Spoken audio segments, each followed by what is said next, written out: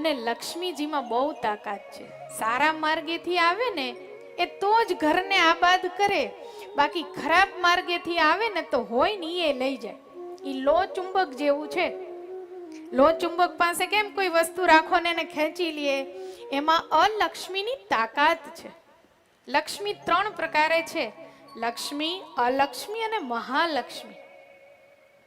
મહાલક્ષ્મી શું છે? જો કે પરમાર્થના કાર્યમાં વપરાય એ મહાલક્ષ્મી. અલક્ષ્મી એટલે શું? તો કે કોઈ પાસેથી પડાવીને લઈ લેવામાં આવે. અને લક્ષ્મી એટલે શું? તો કે હું કમાવું, હું જ ખાઉં, આમાં મારે કોઈને દેવું ન કરે લેવું. એટલે 3 પ્રકારની લક્ષ્મી હોય. એટલે દેવરાજનું કામ છે નીતિથી પોતે કમાતો નથી, એટલે જે લક્ષ્મીજી ઘરમાં પ્રવેશે એ પણ જવાના માર્ગ ગોતી લે.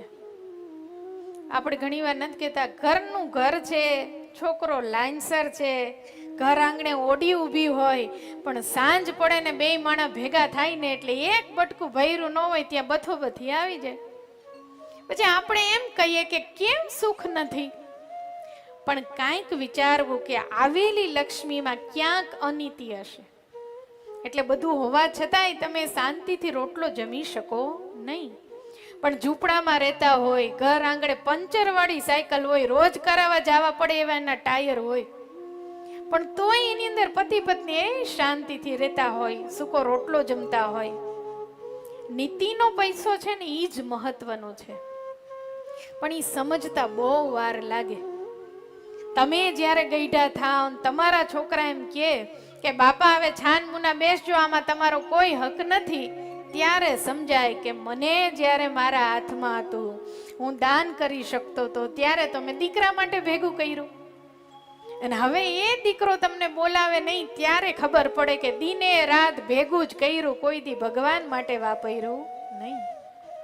પણ એ એટલું મોડું સમજાય એના કરતા ભગવાનની કૃપા હોય ને તો બચપનમાં સમજાય. એથી થોડીક ઓછી કૃપા હોય તો જવાનીમાં સમજાય, અને હાવ કૃપા ન હોય ને તો જ ગઢપણમાં સમજાય. એટલે જવાનીમાં સમજાઈ જાય એને તો ભગવાનની કૃપા, અખૂટ કૃપા માનવી.